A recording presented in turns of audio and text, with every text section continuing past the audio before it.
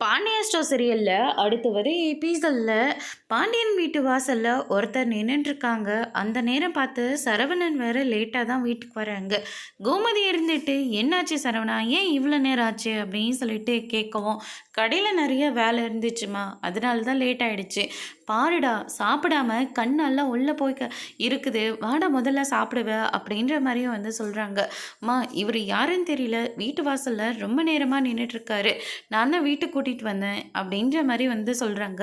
என்னடா சொல்கிற, ஏப்பா நீ யார், உனக்கு யார் வேணும் அப்படின்னு சொல்லிட்டு கேட்கவும், இந்த வீட்டில் சுகன்யா இருக்காங்களா அப்படின்ற மாதிரி விசாரிக்கிறாங்க.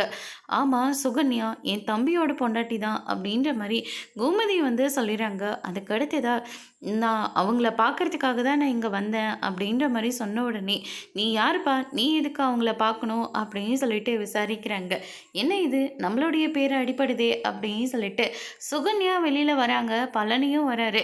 என்னாச்சு விசாரிச்சா முன்னாடி வந்து நம்ம சுகன்யாவோட முன்னாள் கணவர் நின்றுட்டுருக்காரு. அவங்கள பார்த்தோன்னே சுகன்யா வந்து ரொம்பவே பயந்து போகிறாங்க. பயந்து போய் உள்ளே ஓடி போய் ஒளிஞ்சிக்கிறாங்க. அதுக்கு அடுத்ததான் நம்ம கோமதியில் இருந்துட்டு, டே பழனி என்னடா ஆச்சு அப்படின்னு சொல்லிட்டு கேட்கவும், சுகன்யா முன்னால் ஒருத்தர் வீட்டில் வாழ்ந்துட்டு இருந்தார்ல, அது இவர் தான் அப்படின்ற மாதிரி வந்து சொல்கிறாங்க. கோமதியெல்லாம் ஷாக் ஆகுறாங்க. அதோட இன்னைக்கான பிரம முடிச்சிருக்காங்க. இனி சுகன்யா பற்றின விஷயத்த இவர் என்னெல்லாம் சொல்ல வராருன்றதை வரப்போகிற எபிசோடில் பார்க்கலாம். தேங்க்யூ.